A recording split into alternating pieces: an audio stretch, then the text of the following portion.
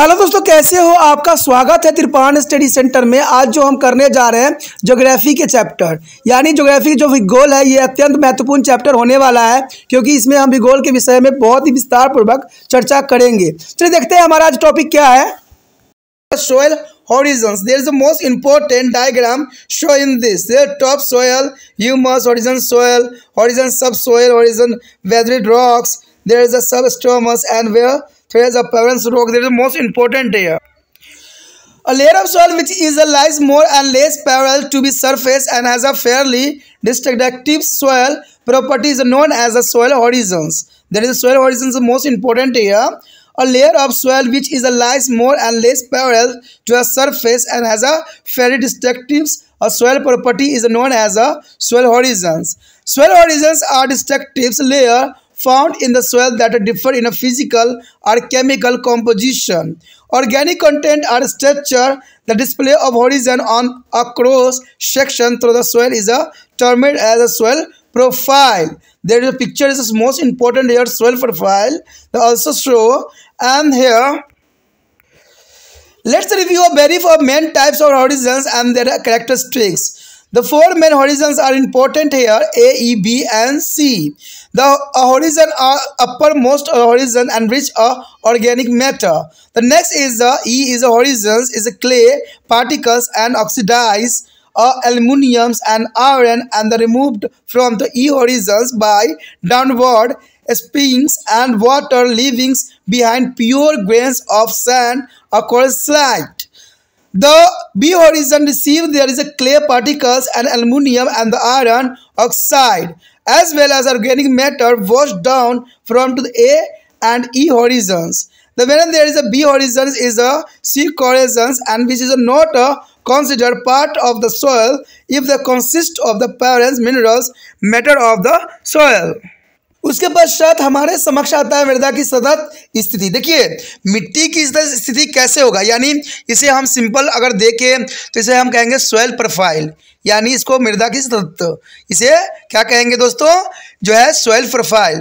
तो एक मृदा की परतों जो कमावेश धरातल के समांतर होती है, तो इसमें मृदा के विशेष गुण होते हैं, उसे मृदा की समस्त स्थिर कहते हैं। यानी देखा जाए साधारण शब्दों में तो मिट्टी में जो गुण पाए जाते हैं, यानी सहयोग कमावेश धरातल की समांतर होती है, जिसमें मृदा के विशिष्ट गुण होते हैं, उसे यह मृदा की सतत स्थिति कहते हैं।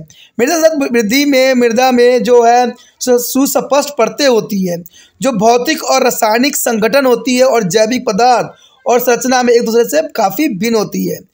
मृदा सतहों के दर्शन वाले जो है परिच्छेदकार को जो है मृदा प्रक्षेपण कहते हैं। अब यहाँ पर एक डायग्राम जो देखोगे तो इससे जो है क्लियर हो जाएगा, कई क्लास के बच्चों के लिए इम्पोर्टेंट है, तो हर एक बच्चों को देखना चाहिए जिनके ये सिलेबस में है। देखिए यहाँ पर सोइल प्रोफाइल के रूप में आपके समक्ष डायग्राम है। इसमें सबसे ऊपर देखिए ह्यूमरस है, ऊपरी मृदा है, उप मृदा, अर्धसतर, आद्रशैल, अपक्षीय नहीं, यानी सतत स्थिति, ठीक है, सतत स्थिति, समस्त स्थिति और स्तर मृदा स्थिति। ये सारे चीज़ें जो होती है कई मानने में हमारे जो है सोइल प्रोफाइल के अंतर्गत ही आता है, और इनका सबका जो है अपना एक विशेष स्थान होती है, और ये जो होते हैं पेड़ पौधों के लिए अत्यंत महत्वपूर्ण होते हैं।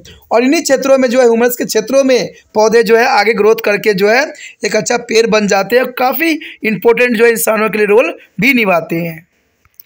यहाँ पर जो मुख्य मृदा स्तरों और उनकी विशेषताओं का संक्षेप में पुनरीक्षण किया गया है अत्यंत महत्वपूर्ण है, यानी सोइल प्रोफाइल के रूप में यहाँ जो वर्णन हुआ है अत्यंत महत्वपूर्ण है। कहते हैं चार मुख्य मृदा स्तर जो होते हैं, मृदा स्तर होते हैं, इसमें क, ख, ग और घ, जो कि काफ़ी महत्वपूर्ण है। परत स्तर जो है क मृदा की ऊपरी परत होती है और इसे ऊपरी मृदा ही कहते हैं। इसमें ह्यूमस की मात्रा सबसे अधिक पाई जाती है, यानी ह्यूमस की सबसे अधिक मात्रा जो है क पाठ में ही होता है, इसलिए इसका रंग काफ़ी काला होता है।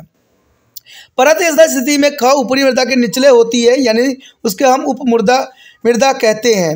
वास्तव में निक्षरण क्रियाओं को जो है पेटी यानी जोन होती है, ये दो परत सतत स्थिति मृदा मुख्य भाग होता है।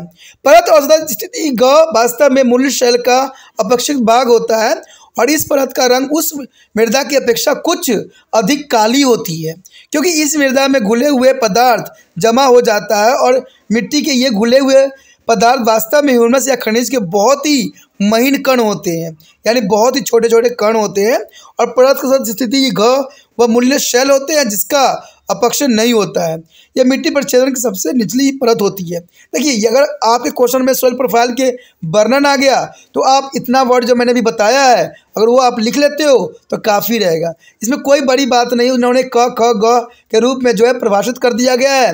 पहले पार्ट को जिसमें ह्यूमरस होती है उसको क कहा गया है, और दूसरा जो है ख है उसमें उप मृदा कहते हैं जो कि उसके निचले परत होती है।